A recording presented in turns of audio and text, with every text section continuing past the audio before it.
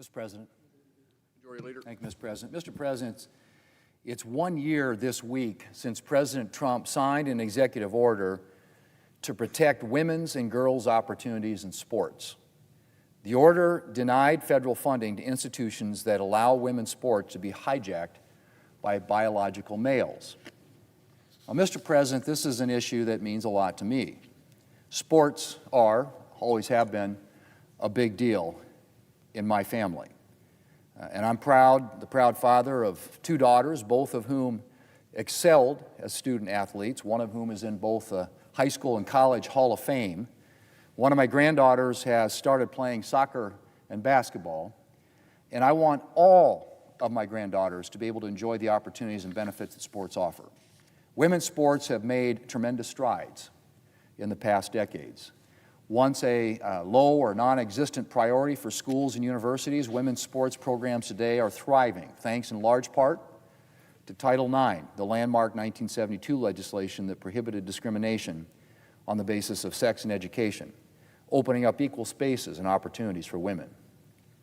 But now women's sports are facing a new challenge: the push to allow biological males to compete in women's sports. Now, Mr. President, let me start by saying that this is a problem my Democrat colleagues and others on the left would like to minimize. It's not a big deal, is the clear message we get from them. Well, Mr. President, it is a big deal. Biological males are taking up places meant for women across a wide variety of sports: basketball, swimming, track, softball, volleyball, soccer, wrestling, and women are losing out as a result. It's the most basic level, at the most basic level, I should say, they're losing out on a slot on the team. Every roster place that goes to a male is a roster place that does not go to a female. And for women who are on the roster, well, the presence of a biological male can, and frequently does, rob them of opportunities to excel. Biologically, men possess physical advantages when it comes to sports, things like greater muscle mass and greater aerobic power, which means that, by and large, men are likely to dominate in women's sports, taking wins and medal opportunities away from women. And those wins and medal opportunities aren't just chances to excel. For high school students, I should say, they can also be the key to things like college scholarships. As one female runner who was robbed of multiple wins by a biological male described the situation, and I quote, "It robs girls of the chance to race in front of college scouts who show up for elite meets and to compete for the scholarships and opportunities that come with college recruitment. I'll never know how my own college recruitment was impacted by losing those 4 state championship titles to a male. When colleges looked at my record, they didn't see the fastest girl in Connecticut. They saw a second or third place runner," end quote. Mr. President, a 2024 United Nations report on violence against women and girls, this one focused on sports, had this to say, and I quote, "Policies implemented by international federations and national governing bodies, along with national legislation in some countries, allow males who identify as women to compete in female sports categories.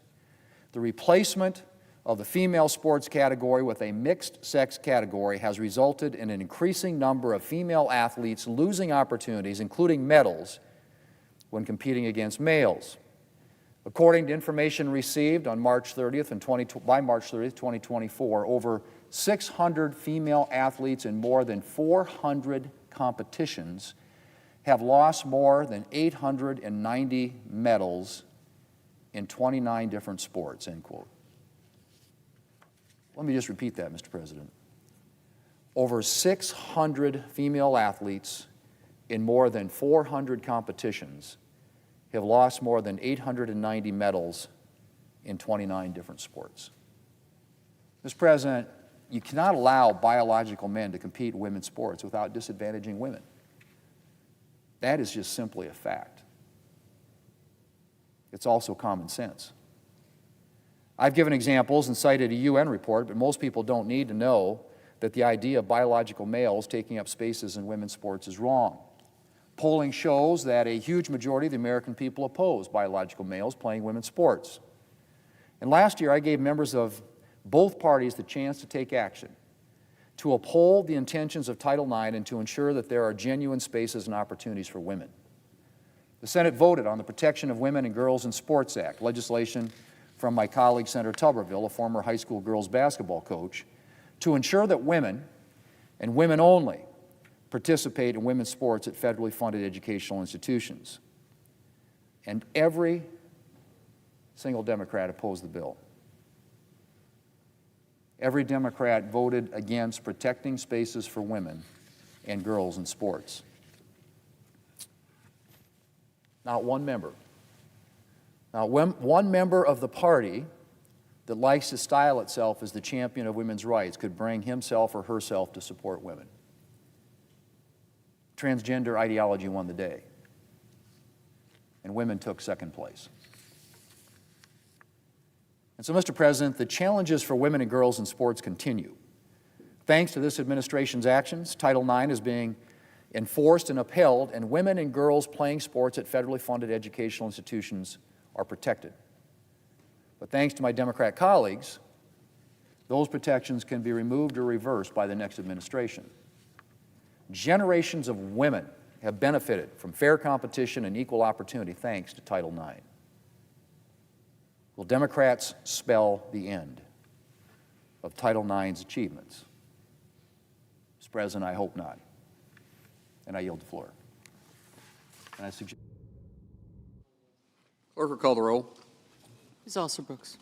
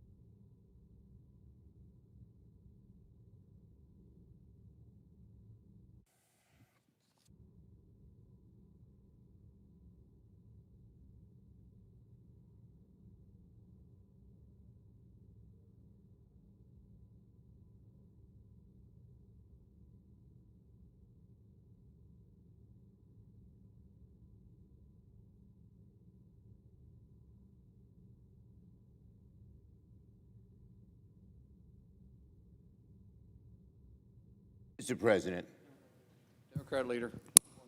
ask unanimous consent the quorum be dispensed with. Without objection. Mr. President, the wounds of Mr. President, the wounds of this nation will not heal until the terrible abuses of ICE are reined in. The deaths of Renee Good and Alex Preddy have shocked people from one end of America to the other. The image of federal law enforcement gunning down and murdering U.S. citizens in broad daylight is abominable. Now, a few moments ago, Tom Homan announced that there will be a drawdown of 700 law enforcement officers in Minneapolis. Let's be very clear.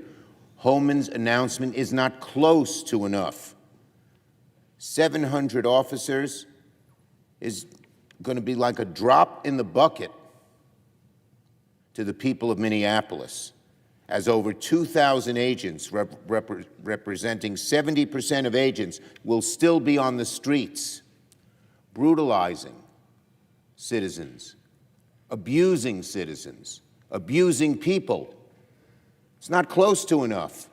They all have to leave now. That's what the people of Minneapolis want, and frankly, that's what the American people want, having seen these images. 70% of the problem is still stationed in Minneapolis. The chaos is going to continue. The danger that someone gets killed, God forbid, continues. All of ICE needs to leave Minneapolis now. They are not needed. Residents don't want them patrolling the streets like a military occupation.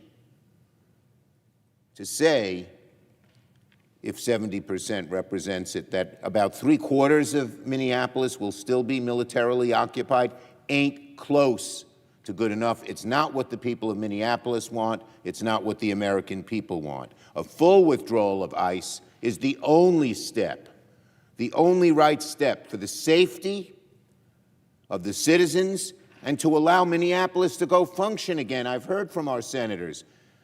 People can't go to schools. Stores are closed. Life is disrupted, and it's disrupted as much by 2,000 agents as by 2,700 agents.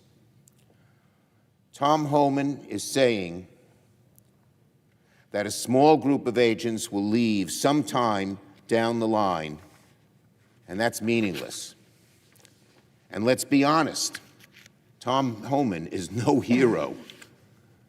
Removing Bovino and placing him with Homan is like switching from somebody who is really, really, really bad to someone who is just really, really bad. That's cold comfort to the people of Minneapolis. Tom Homan was the architect and the chief progenitor of many of the awful policies we see in effect right now that are hurting residents in Minneapolis and so many other places in America. Today's announcement only affirms that the real solution to ICE is never going to come from the executive branch policing itself.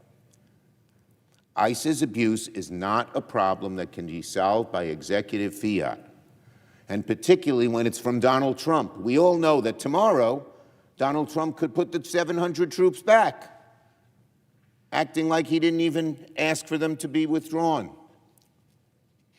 That's how Trump operates. We need legislation, not executive fiat subject to the whims of Donald Trump. With Donald Trump, it's easy come, easy go. So we need legislation. Look, most Americans, certainly I, stand firmly behind law enforcement. They have a tough job. They put themselves at risk every day to keep our communities safe. But what Americans don't like is a subset of federal agents going off the rails and acting with zero restraint, zero accountability, and acting like a squad of roving thugs, goons. So Democrats have been clear about what Congress needs to do to end ICE's violence and ensure public safety. ICE needs to end roving patrols, follow basic standards of accountability, and end the secret police who are masked and unidentified. These are reasonable demands. Reasonable demands include masks coming off and cameras staying on, Reasonable demands include accountability, so someone's looking over what's going on here and stopping it and limiting it. Reasonable demands mean no roving patrols where people just, these ICE agents just at whim, pick up people, go into schools and churches. These are, what we're asking is common sense and what the American people want. And so it's troubling and perplexing that some Republicans, led by Speaker Johnson, are right now siding with the secret police. Speaker Johnson says having ICE agents take off their masks would somehow create further danger. Does he know anything about law enforcement? When he goes home to Louisiana, do the sheriffs or police officers wear masks? No. In every jurisdiction in America, police officers identify themselves. It's a good way of dealing with the handful of abusive officers that exist. It's a good way to make sure people know what's happening. And Johnson says taking masks off is a danger, greater danger than people getting shot or beaten to a pulp on the streets by unidentified secret police. Meanwhile, the senior senator from Texas called the idea of no masks ridiculous. Senator Cornyn says taking masks off is ridiculous, but I'll tell you what's actually ridiculous: defending secret police after they murder or maim or brutalize people in our streets. It's ridiculous to look at all the images of chaos, to see what's happening in Minneapolis and other cities, to see the tear gas and bodies lying lifeless, people hurt and beaten, thrown into dark prisons with no understanding of why they were picked up and put in these prisons. That's the danger. It's ridiculous to think that ICE, a force of untrained people, should get special treatment while every other law enforcement agency in the country is asked to follow reasonable codes of conduct. When you get pulled over, the traffic cop doesn't wear a mask. People don't see sheriffs and their deputies running around wearing masks. Security guards and state troopers and even most FBI agents don't walk around wearing masks. But all of a sudden, these ICE agents, who have one of the worst records of law enforcement we have seen in America in decades, should be allowed to wear masks. It's truly ridiculous for Republicans to argue that this very delicate moment, when people fear excessive force from federal agents, that the right answer is to defend ICE's ability to wear masks and enter homes with zero guardrails. Now, we have just a few days until DHS funding runs out. Democrats have been clear on what needs to happen. Our proposals are designed to ensure public safety and instill the kind of guardrails the vast majority of Americans support. Republicans need to realize that the single worst thing they can do right now in the eyes of the nation is to double down on the status quo of ICE. They must negotiate. They must sit down and work out a real solution. The nation is tired of the chaos ICE is unleashing on our streets and does not want Republicans in the Senate and House to sit on their hands and allow it to continue. Now, on Epstein. Yesterday, Donald Trump said that the nation should finally just move on with the Epstein files. Here's what he said. "I think it's really time," Trump said, "for the country to get on to something else now that nothing came out about me." Of course, it's only about Donald Trump, as usual. But let me just say this to Donald Trump. You're wrong again, Mr. President. America will not move on from the Epstein files until America gets the whole truth, the full truth about the Epstein files. America will not move on until Donald Trump does what he promised, full transparency, and we haven't come close to that yet. Millions upon millions of documents remain shrouded in darkness. We have no idea what's left in them. What is in there about Donald Trump? Did the Justice Department particularly hide and not reveal documents that might be damaging to Trump. Instead of prioritizing transparency and complying with the law, the Department of Justice to this day is still obsessed with prioritizing Donald Trump, protecting Donald Trump. It's pretty obvious. Trump chose people in the Justice Department to be his own attack dogs, his own puppets. They don't have any independence, and so we don't trust them. The American people don't trust them. So no.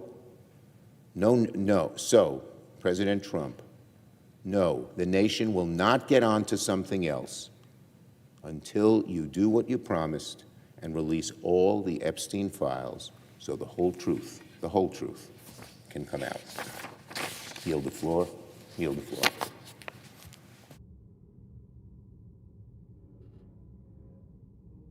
Clerk will call the roll. Ms. Alston-Brooks.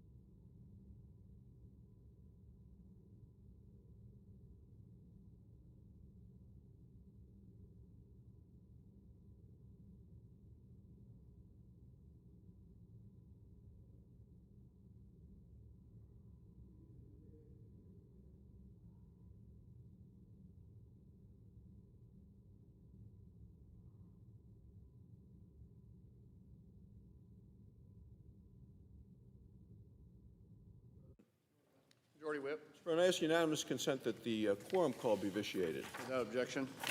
Mr. President, I also ask that unanimous consent to waive the mandatory quorum call in relation to the Benton nomination. Without objection. Mr. President, yesterday I was in the Oval Office with the President of the United States, and President Trump signed into law 5 appropriations bills, and as a result, 96% of the federal government is funded through the end of the fiscal year. That's good news for the American people. We accomplished all of this through the normal legislative process, bill going through the House, through the Senate, and then to the White House. This is how Congress is supposed to work. The Appropriations Committee, led by Senator Susan Collins of Maine, made it happen here in the Senate. Now, this is a welcome change for how things were done in the past during the Democrat administration. Today, Republicans work to continue to fully fund the last 4% of government, and that's the Department of Homeland Security. The Department of Homeland Security is charged with one of the federal government's most basic duties, and that's to keep Americans safe. The Department of Homeland Security enforces our nation's immigration laws. It oversees TSA agents.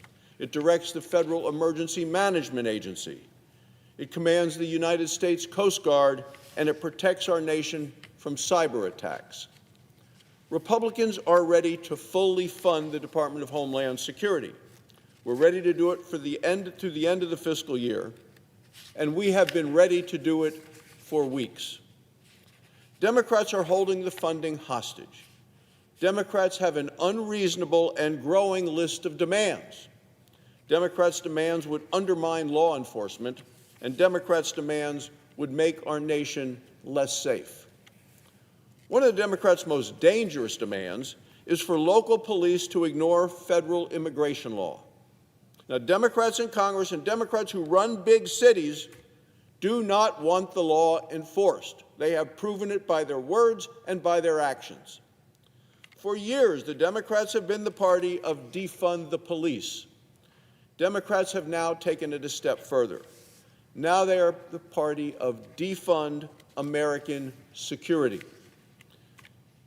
The debate is about much more than federal funding. It's about whether federal law is enforced or ignored. It's about whether our communities are safe or not. 78% of Americans want to deport illegal immigrant criminals. Americans support more cooperation between local and federal officials. This applies specifically to deporting illegal immigrant criminals. Americans also say that local jails should transfer criminal illegal immigrants to federal officials. And let me point out, Mr. President, in today's Washington Post, and I have a copy of it right here, of their editorial page, the Washington Post this morning, February 4th, 2026, Congress has its work cut out on DHS funding. They start a paragraph that says something else Schumer says he wants is to put an end to roving patrol. Senator Schumer just spoke here on the floor of the United States Senate. The editorial said Democrat-run cities should hand over dangerous illegal immigrants in their jails instead of hiding behind sanctuary policies.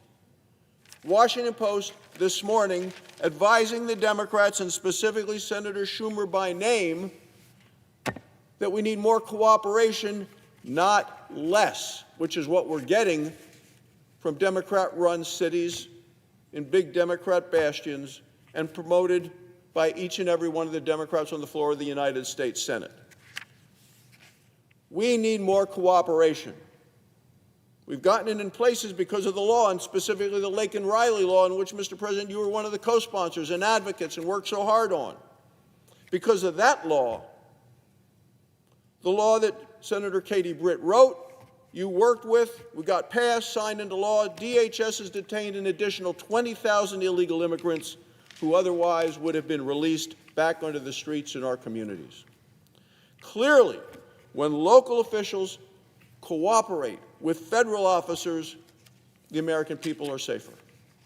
By contrast, Senate Democrats, and we're going to hear it again today, want to enact sanctuary city policies on a national level. People in my home state and yours hate the idea of sanctuary cities. America's cities already over a dozen Democrat-run states embrace these sanctuary city policies. So let me tell you what the liberal governor of New York now wants to do. She wants to make cooperating and coordinating with ICE illegal for the state of New York. We've seen who got elected mayor of New York City. Now the governor is following right behind him. And in Minnesota, the liberal governor and the liberal mayor of Minneapolis and the liberal attorney general openly encourage citizens to obstruct federal law. That's what they're doing in liberal bastions around the country. If Democrats had their way, every city in America would be a sanctuary city, and every city in America would be less safe. Here's why sanctuary cities are so dangerous, Mr. President. They're dangerous for the public, and they're dangerous for law enforcement. In sanctuary cities, local officials refuse to transfer illegal immigrants, even those convicted of crimes, to federal law enforcement.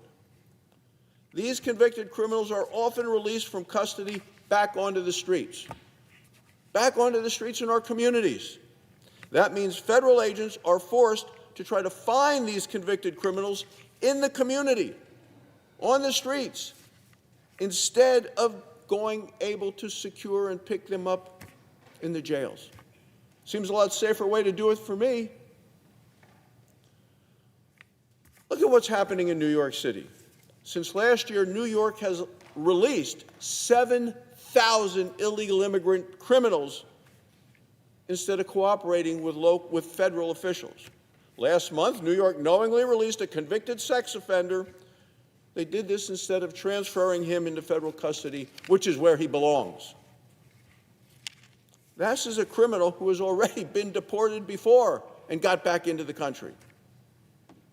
Remember Joe Biden, 10,000 a day coming into the country.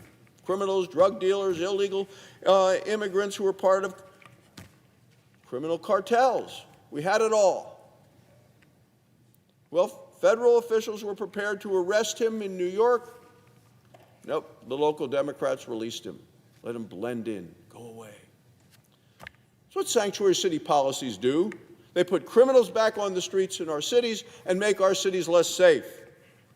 Not a single American is safer because of the sanctuary city policies that the Democrats are promoting.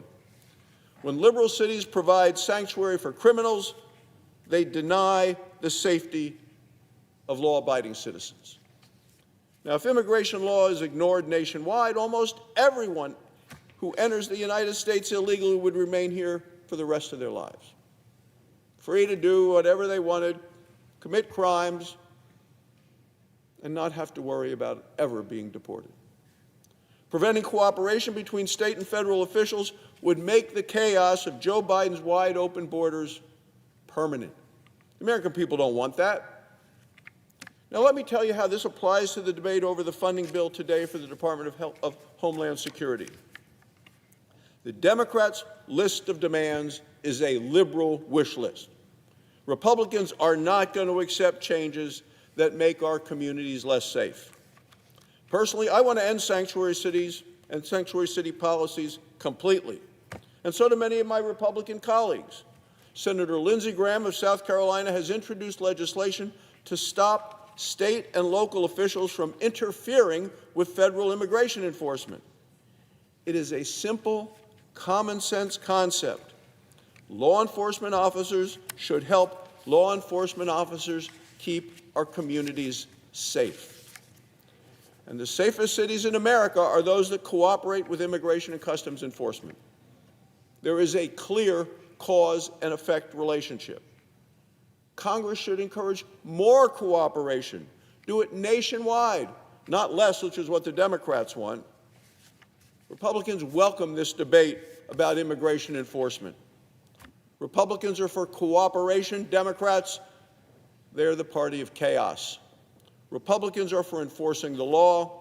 Democrats are for sanctuary cities, and once again side with illegal immigrants, while Republicans stand on the side of making America more safe.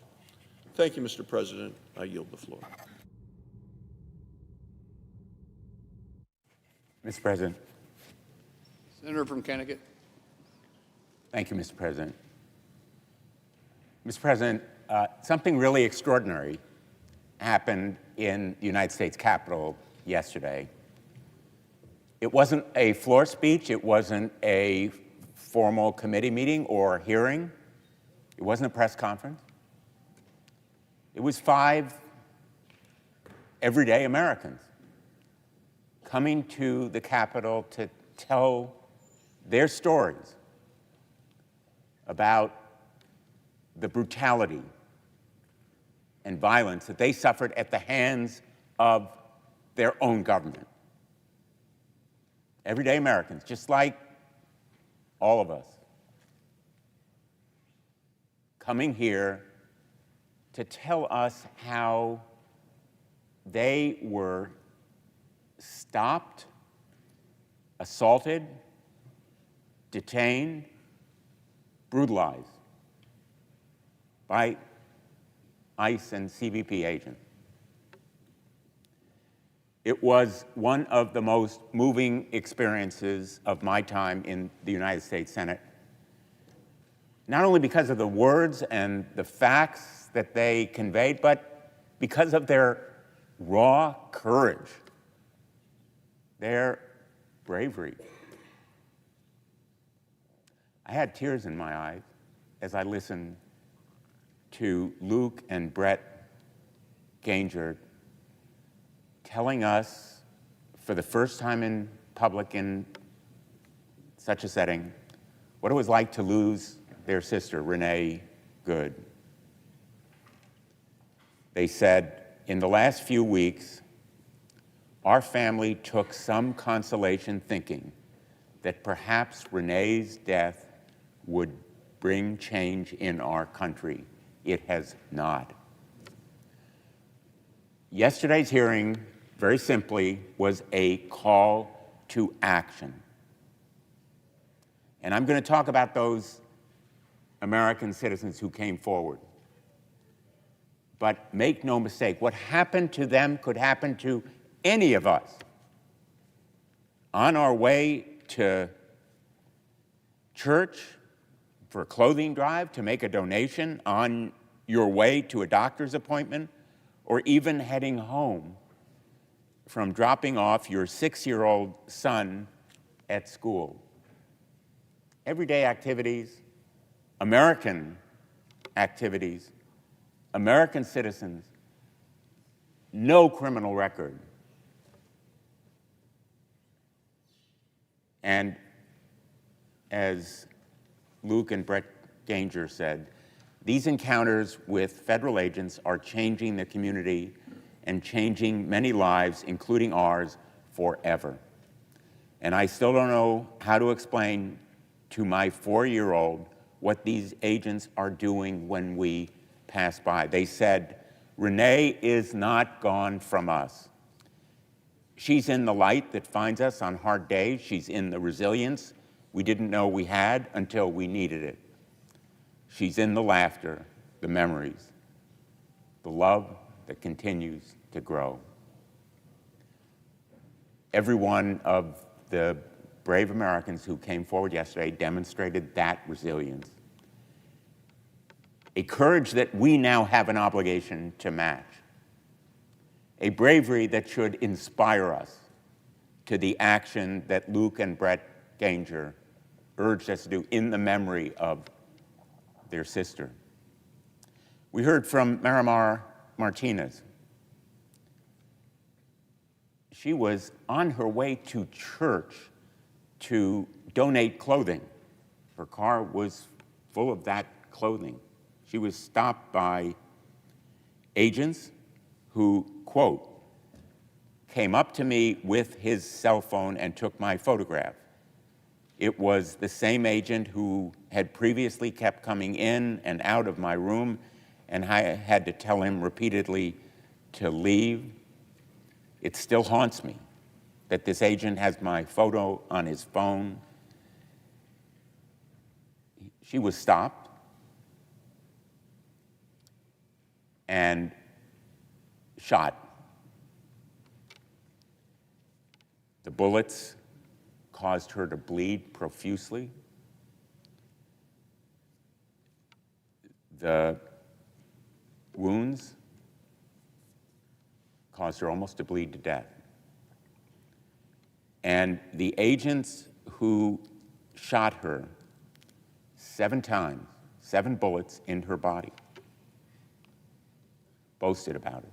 Charles Exum, the agent, she knew him, she named him, and here is what Charles Exum had to say to his friends, his colleagues, on his cell phone. I fired 5 rounds and she had 7 holes. Put that in your books, boys. Cool. I'm up for another round of F around and find out. The cruelty of 7 bullets in her body, causing her almost to bleed to death. A woman who teaches in Montessori school.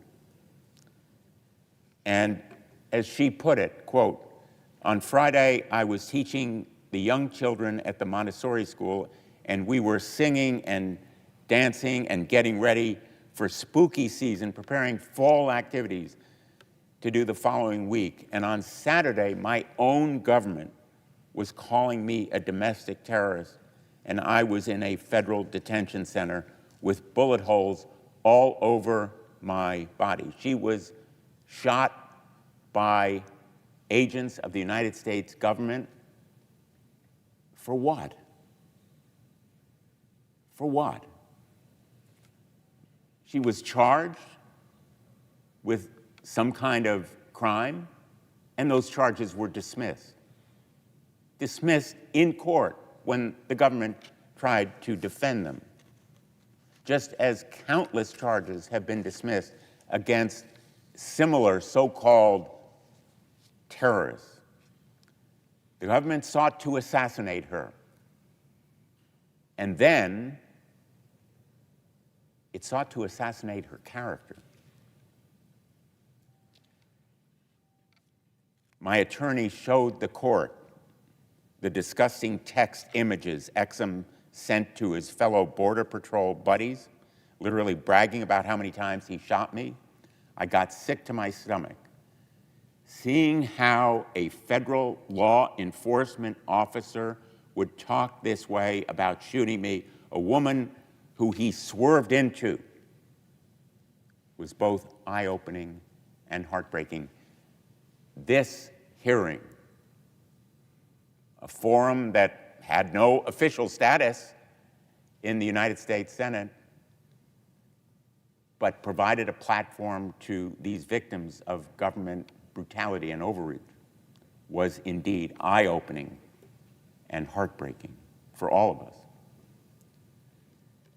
Daniel Rascon, who was stopped by agents and then his car shot at by them. They were attempting to kill him.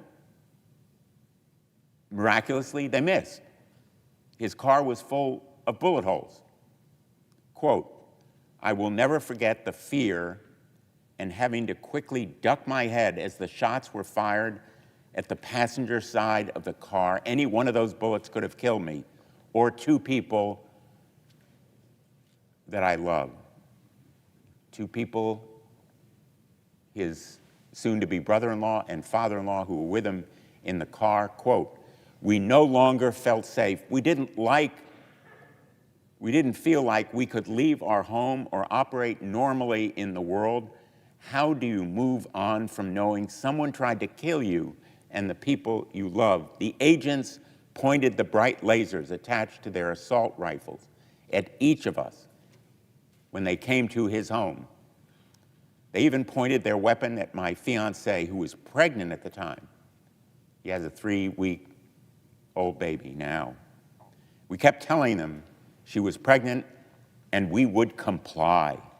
I was surrounded and trapped in a room full of the ones I love and fearing for every single one of our lives. And his message is stay with us. Quote, "Our fight for justice is not over. We will carry this incident with us forever." Truly. Ms. Martinez, Mr. Rascon, Luke and Brett Granger will carry the scars of this experience with them forever, and so will Aliyah Rahman, a woman with a disability who was dragged from her car in a video that should sicken every American. It's been played numerous times now. Americans have seen it and heard it. Quote, "I cannot lift my arms normally. I was never asked for ID, never told I was under arrest, never read my rights, and never charged with a crime." She hit the ground and felt pain in every part of her body. She suffers from trauma as well as a disability. Quote, "Our nation lacks rules and accountability around what a person claiming to be law enforcement can do to another human being." Another human being. What struck me is the absolutely stark contrast. The deep humanity of these Americans, their bravery and courage in coming forward with their stories, and the humanity that they showed us, as opposed to the inhumanity of the criminal, yes, criminal actions of these ICE and CBP agents, physically assaulting them, attempting to kill them, and in fact, murdering Renee Good and Alex Preddy.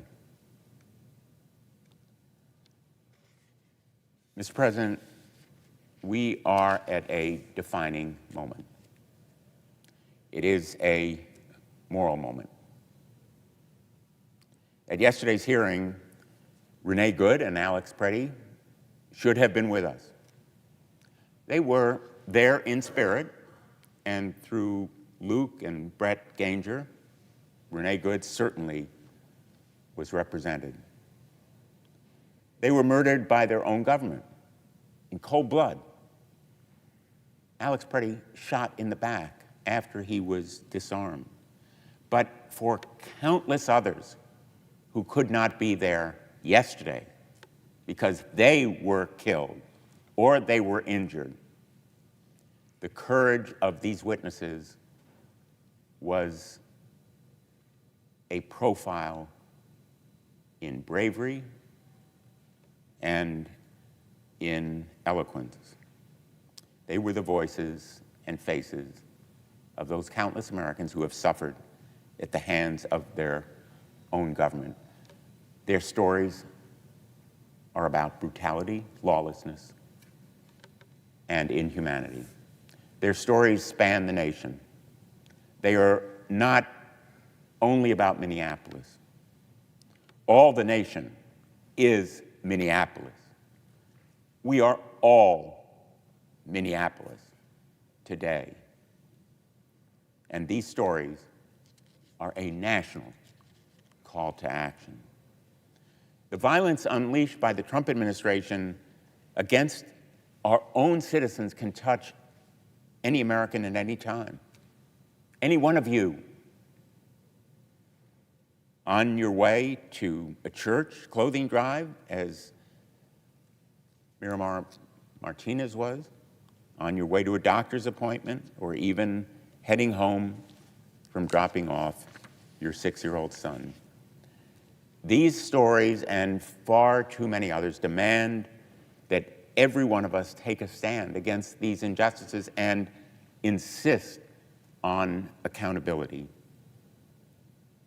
And make no mistake, the lawlessness underlying these actions And the directives that have caused this lawlessness come from the very top, as shown by a secret memo that we revealed just days ago, a new policy uncovered yesterday, and the administration's obstinate refusal to change course. That secret memo authorizes agents to kick down doors, smash into homes, terrify children, ransack living rooms and bedrooms, detain and arrest United States citizens as well as undocumented immigrants without a judicial warrant in violation of the Fourth Amendment. And that violation is only one of many violations of constitutional explicit guarantees that we have seen repeatedly in Minneapolis, but around the country. Ms. Martinez is from Chicago. Mr. Raskin is from California. And yes, Ms. Rahman is from Minneapolis.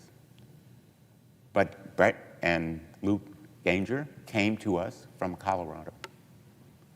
The ripple effects of the cruelty that we saw demonstrated in that text, utter and total cruelty, is repeated again and again and again. Today, DHS announced through Tom Homan that there will be a quote-unquote withdrawal of 700 personnel, agents, whatever they have as their titles, from Minneapolis. And numbers are important. Part of the reason for the brutality is the quotas that have been implemented and exacted. Quotas for arrests and detention. Those quotas haven't changed. The numbers of agents in Minneapolis may be reduced, but the tactics, the police state and paramilitary tactics that have caused this brutality and violence will remain the same unless we take action. The reduction in numbers of agents is a hollow and disingenuous attempt to mollify the intense criticism that DHS is seeing. A criticism and an explosion of outrage in the American people who have seen these videos, who have heard these stories, because it so violates our sense of decency, not to mention our adherence to the Constitution. The hearing that we held yesterday was part of an investigation underway by the Permanent Subcommittee on Investigation that I serve as ranking member. That investigation is going to continue. We have more stories and more factual material that we will present to our colleagues and to the American public. We will continue to investigate and uncover wrongdoing, but we will also propose and demand reform. There need to be real changes at DHS. And those kinds of changes have to include body cameras and identification on every officer, masks off at all times, rigorous use of force training and policy, independent investigations into acts of violence and ongoing monitoring of the agency's conduct, and most important, accountability and enforcement. I believe we need some kind of independent monitor, just like would be appointed and has been done when local police forces are found to be so corrupt that they need an outside enforcer to make sure that there is adherence to the rule of law. An outside monitor who can take complaints, who can oversee and report to the public. And at some point, maybe we need a Truth and Justice Commission to look at the systematic failure of this agency. Rigorous use of force training and policies are an absolute must. As Attorney General of the state of Connecticut, I advised police forces about what the law required of them. The proposals that we have made and the demands that we have set forth are hardly novel or radical. They are basically what is expected and enforced of state and local police forces across the country. To my Republican colleagues, if you want some guidance on this issue, talk to local cops. Talk to your local police chief. What are the rules for them? What are the norms? What are the expectations? All we're asking here is that the same apply to ICE and CBP and DHS. And make no mistake, these are demands, not requests. I will oppose any additional funding for DHS and any DHS funding package unless it includes these changes. Let's be very clear. Rights without remedies are empty promises. Rights without enforcement, when they are violated, are a mirage. And so I have proposed, along with a number of my colleagues, Senator Padilla and Senator Whitehouse, a very simple change in the law.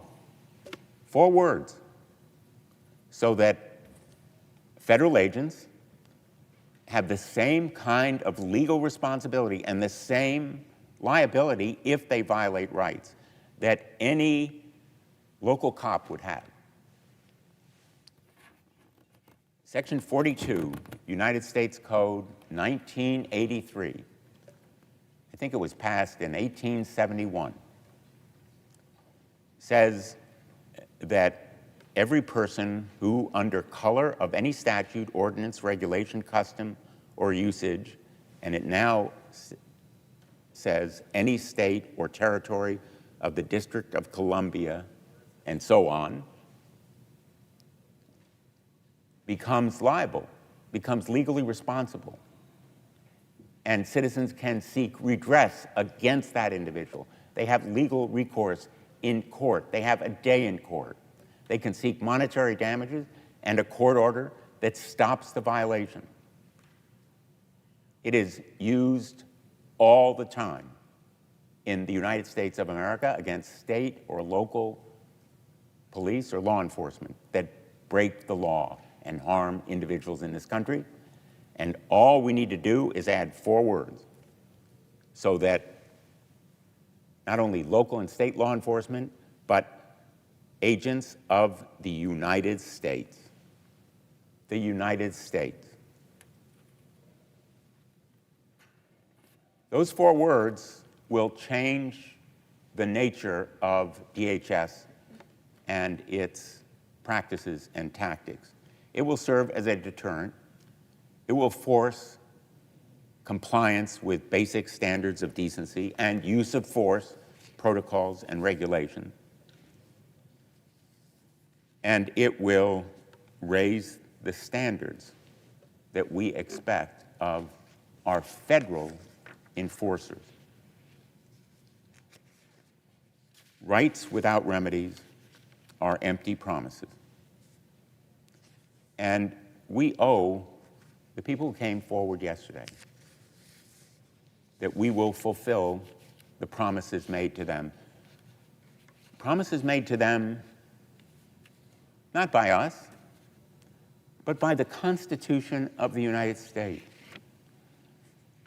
The basic tenets of our great democratic project, that people are protected from governmental intrusion and overreach, their privacy by the Fourth Amendment, their right of free expression by the First, their right to possess firearms by the Second. Every one of those rights is sacred. And we have a duty to make sure those promises are real, that the rights are protected.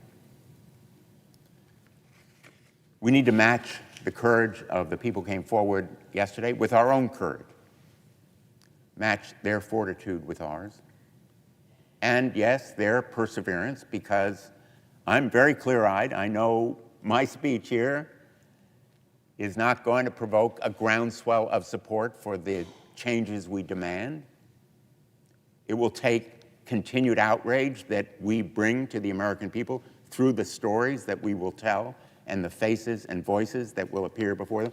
They are the most moving and powerful advocates, everyday Americans, assaulted and brutalized by their own government, financed by our taxpayer dollars, that soon we will decide whether to spend on the Department of Homeland Security. Without these far-reaching, fundamental changes that, in effect, scrap the current culture, rebuild an agency that is out of control, I will vote against a DHS funding package, and I think others will join in that opposition. Because this agency is bankrupt, morally bankrupt, as well as legally, and yes, politically bankrupt. What happens with bankrupt corporations that go into Chapter 10 is that they are dissolved and their assets sold off to creditors, or under Chapter 11, they are reorganized. The analogy is only partial in its validity, because what we need here is a fundamental overhaul of an agency that is run amok in its violation of American rights and principles, in leadership that must be changed. And I have advocated impeachment of Secretary Noem if she will not resign or if the president fails to fire her. But changes at the top are only part of what's needed. The basic principles about use of force and firearms, about respect for rights and liberties, about dedication to the rule of law. These must be part of the bloodstream in this agency. Lacking now, absolutely necessary in the future. We have an obligation to make it real.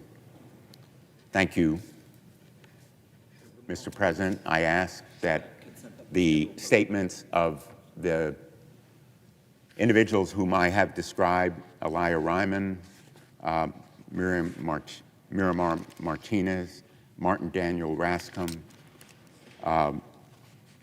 Brent and Luke Ganger, as well as two other witnesses in that proceeding, Antonio Ramanucci and Seth Stoughton, be entered separately in the record along with my remarks. Without objection. And Mr. President, I ask that a vote occur immediately. Without objection. Question occurs on the nomination. Is there a sufficient second? There appears to be. Clerk will call the roll. Ms. Alsobrooks, Ms. Baldwin, Mr. Banks, Mr. Barrasso, Mr. Bennett, Mrs. Blackburn, Mr. Blumenthal.